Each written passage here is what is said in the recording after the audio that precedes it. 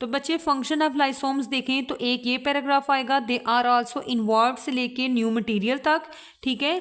और एक आपका लास्ट में पॉइंट आएगा, लाइसोम्स आर आल्सो फंक्शन से लेके लाइसोम्स तक, ठीक है। ये फंक्शन के हमने 2 पॉइंट किए हैं।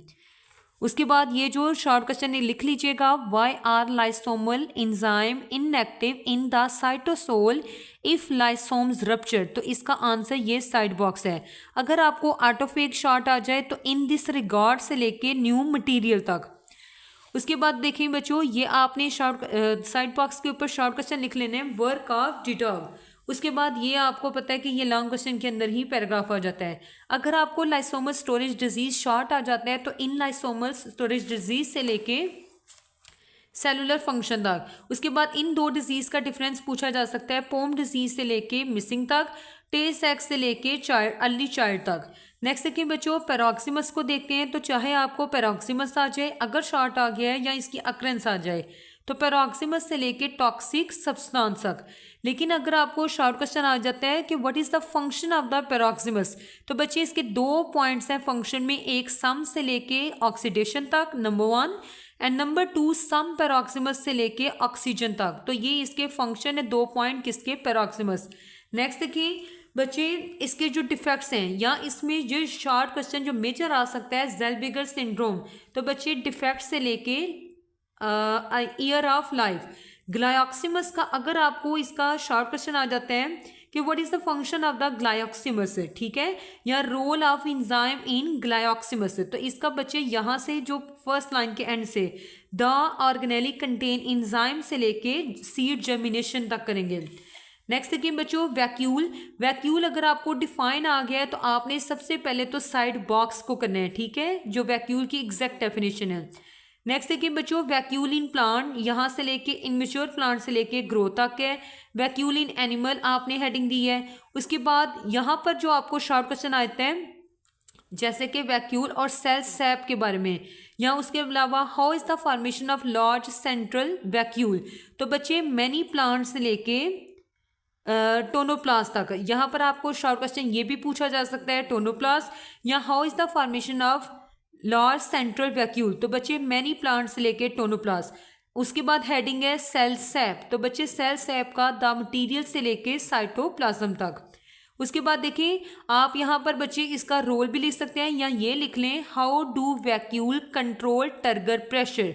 तो ये उसका रोल भी है, फंक्शन भी है। यहाँ से स्टार्ट होता है किसका, वैक्यूल का। तो फर्स्ट पॉइंट, इसके 3 रोल हैं, एक आपने टर्गर प्रेशर करना है, एक आपने करना है बच्चे वैक्यूल स्टोर पिगमेंट, और एक करना है वैक्यूल रिप्लेस पॉइजन, तो रिलीज पॉइजन सॉरी। तो ये 3 पॉइंट है, टर्गर प्रेशर 1, 2 और 3। तो आपने how do vacuole control turgor pressure इसकी हेडिंग देनी है। और यहाँ पर भी आप यहाँ से लेके द सेंट्रल वैक्यूल से लेके सेल वॉल तक करेंगे, या यहाँ से भी कर सकते हैं the role of the vacuole से, रोल ऑफ द वैक्यूल से लेके सेल वॉल तक। ये कौन सा पॉइंट आ गया, टर्गर प्रेशर। नेक्स्ट देखिए बच्चे, नेक्स्ट आ जाता है वैक्यूल स्टोर पिगमेंट। तो वैक्यूल से लेके अदर पोलिनेटर्स तक। उसके बाद वैक्यूल रिलीज पॉइजन, ये उसके फंक्शन बता रही हूँ जो 3 है। तो वैक्यूल से लेके कंज्यूमिंग द प्लांट तक। नेक्स्ट देखिए what is the shape of the centriole. तो बच्चे शेप ऑफ द सेंट्रियोल में आप ये साइड बॉक्स लिखेंगे। उसके बाद ये भी उसी के आंसर के साथ लिखेंगे, इन द सेल से लेके ये जो स्पिंडल फाइबर तक। नेक्स्ट देखिए formation of, how is the formation of cilia and flagella, ठीक है। अगर आपको ये आ जाता है, या उसके अलावा ये पूछा जाता है कि सेंट्रियोल के क्या फंक्शन करता है। तो बच्चे formation of the cilia and flagella और बसल बॉडी। तो बच्चे आपने इन यूकैरियोटिक सेल से लेके बसल बॉडी तक करना है, ठीक है। नेक्स्ट देखिए ये आपको तीनों शॉर्ट क्वेश्चन अलग-अलग भी पूछे जा सकते हैं। अगर उन्होंने जस्ट फंक्शन पूछा है तो आप बच्चे ये सेकंड लाइन से इसका स्टार्ट कर सकते हैं। अगर उन्होंने डिफाइन नहीं बल्कि आपको इसका रोल या फंक्शन पूछा है माइक्रोफिलामेंट का, तो देन आप सेकंड लाइन से स्टार्ट कर सकते हैं, माइक्रोफिलामेंट से लेके कंट्रैक्शन तक। इसका भी अगर आपको फंक्शन पूछा है तो माइक्रोट्यूब्यूल से लेके सेल डिवीजन तक। और इसमें आपको एक शॉर्ट क्वेश्चन आता है, name at the 2 protein in intermediate filament. तो बच्चे दे आर मेड, आपने दे आर तो नहीं कहना, इंटरमीडिएट फिलामेंट कहना है, आर मेड ऑफ से लेके कैराटिन तक, ठीक है। ये 3 शॉर्ट क्वेश्चन हो गए। नेक्स्ट देखिए सीलिया और फ्लैजिलम। तो बच्चे इसमें जो शॉर्ट क्वेश्चन है, एक एक्सोनीम आपको पूछा जा सकता है। एक्सोनीम की बात करें तो बच्चे एक्सोनीम, अच्छा सीलिया और फ्लैजिला ना यहाँ पर डिफरेंस बताया होगा कि सीलिया नंबर में ज़्यादा होते हैं और स्ट्रक्चर में छोटे होते हैं। फ्लैजिला जो है बच्चे ये देखें, सीलिया और फ्लैजिला ये लाइनों में आपने इसका डिफरेंस देख लेना है। नेक्स्ट देखिए एक्सोनीम, एक्सोनीम अगर आपको शॉर्ट आ जाए तो द कोर्स से लेके डबलेट्स तक। लेकिन यहाँ पर एक और शॉर्ट क्वेश्चन है जो कि कंफ्यूजिंग करेगा आपको, 9+2 स्ट्रक्चर ऑफ एक्सोनीम। तो अगर एग्जामिनर ने आपसे ये पूछा है 9+2 स्ट्रक्चर ऑफ एक्सोनीम, तो देन आप बच्चे कहाँ से स्टार्ट करेंगे, इट कंटेन, आप इट नहीं लिखेंगे, आप लिखेंगे एक्सोनीम कंटेन। तो एक्सोनीम कंटेन मतलब इस क्वेश्चन का आंसर 9+2 पैटर्न का, तो एक्सोनीम कंटेन से लेके बच्चे इसका एग्जैक्ट आंसर होगा एंटायर एक्सोनीम तक। नेक्स्ट देखिए अगर आपको बसल बॉडी शॉर्ट आया है तो at the base of the cilium से लेके नेक्स्ट देखिए प्रोटीन फ्लैजिलन तक, ये कौन सा शॉर्ट क्वेश्चन का आंसर है, बसल बॉडी।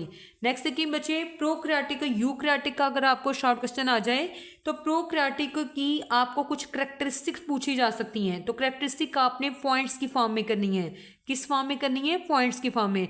तो आप पहला पॉइंट लगा लें, जैसे आप प्रोक्रियाटिक से लेके ये एक शॉर्ट क्वेश्चन है न्यूक्लाइड, तो न्यूक्लाइड वाला 74 क्वेश्चन नंबर बच्चे आप प्रोक्रियाटिक से लेके न्यूक्लियस लाइक तक, ये कौन सा शॉर्ट क्वेश्चन का आंसर है, न्यूक्लाइड का। उसके बाद अगर आपको शॉर्ट क्वेश्चन आ गया है कि write the any 3 characteristic of the prokaryote, तो आपने 5 याद कर लेनी है, पेपर में बेशक आप 3 या 4 लिख लीजिएगा। तो बच्चे सबसे पहली कैरेक्टरिस्टिक को देखते हैं, तो पहली आप न्यूक्लाइड वाली ही लिख लें। सेकंड देखें तो बच्चे आप प्रोक्रियाटिक सेल से लेके पेरोक्सिमस तक, ठीक है। और प्रोक्रियाटिक की जो थर्ड हेडिंग है, थर्ड कैरेक्टरिस्टिक बच्चे सराउंडिंग से लेके शुगर तक, और जो 4 है इन बैक्टीरिया से लेके पिलस तक, और जो 5 है बच्चे प्रोक्रियाटिक फ्लैजिला से लेके बाइनिफियन तक। तो हमने कितनी कैरेक्टरिस्टिक की हैं, 5। नेक्स्ट देखिए बच्चों, नेक्स्ट एग्जैक्ट ऐसे ही बने हुए हैं जो कि बुक के अकॉर्डिंग है। सेल सिग्नलिंग आपको पूछा जा सकता है, वो इसका यही आंसर होगा। सिग्नल रिसेप्शन, इसमें कोई कंफ्यूजिंग वाला नेक्स्ट आगे से चैप्टर में कोई पॉइंट नहीं है। नेक्स्ट सिग्नल ट्रांसडक्शन है। सेलुलर रिस्पॉन्स, इधर क्वेश्चन लिख लीजिएगा, how does the cellular response occur in cell signalling, ठीक है। उसके बाद सेल सिग्नलिंग पाथवे, उसके बाद प्रोटीन और पेप्टाइड सिग्नलिंग। अच्छा ये एक हाईलाइट कर लें, एक्टिवेटेड रिसेप्टर, तो बच्चे आपको आ सकता है role of the activated receptor, then आप इसका आंसर द एक्टिवेटेड रिसेप्टर से लेके एपोप्टोसिस तक करेंगे, ठीक है। जो चीज़ें बताने वाली हैं वो मैं आपको अब आगे से हाईलाइट करवाऊंगी। नेक्स्ट देखिए 1 इनसाइड लिखा हुआ है ना, तो बच्चे यहाँ पर इस चीज़ को अंडरलाइन करें, formation of active receptor hormone complex. तो आपको अगर ये वाला इससे रिलेटेड शॉर्ट क्वेश्चन आ सकता है कि how is the formation of active receptor hormone complex, तो देन आप बच्चे 1 इनसाइड से लेके ऑलरेडी हेयर तक करेंगे।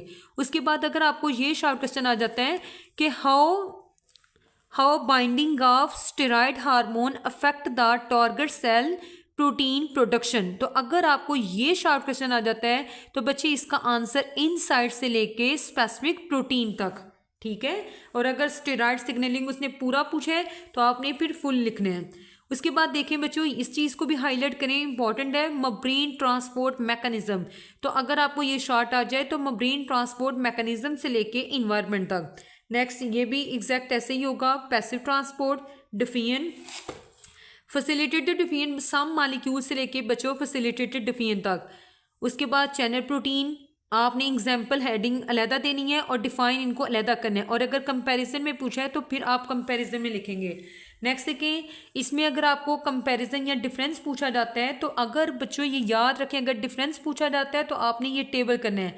अगर उसने जस्ट डिफाइन पूछा है तो फिर आपने टेबल वाला नहीं करना, बल्कि आपने सीधा बुक वाला जो है उसको डिफाइन करना है, जो पैराग्राफ वाला है।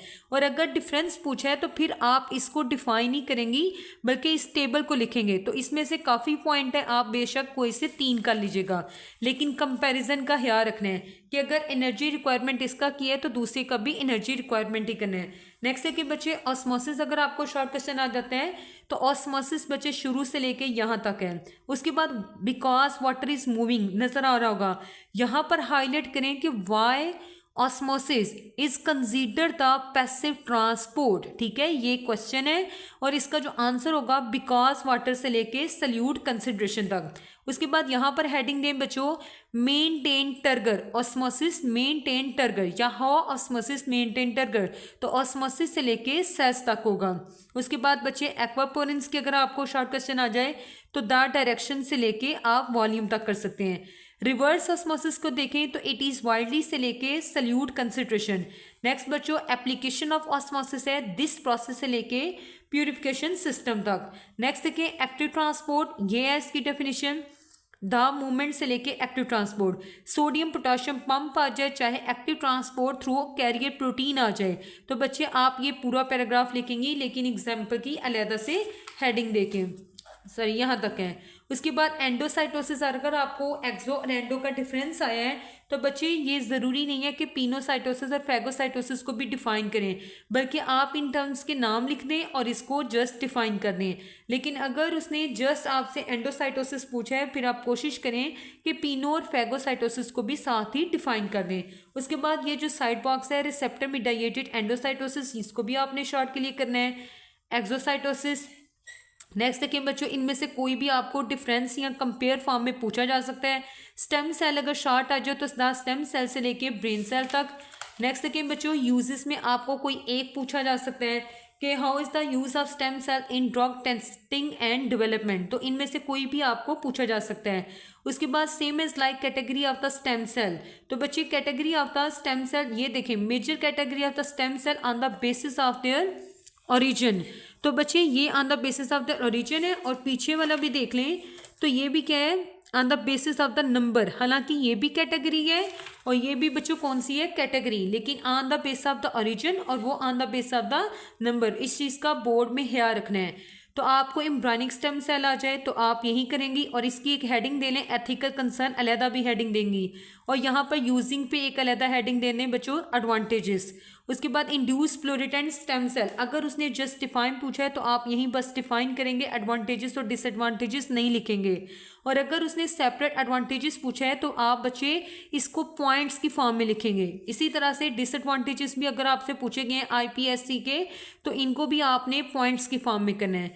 ओके बच्चों, अल्लाह हाफिज़, wish you best of luck.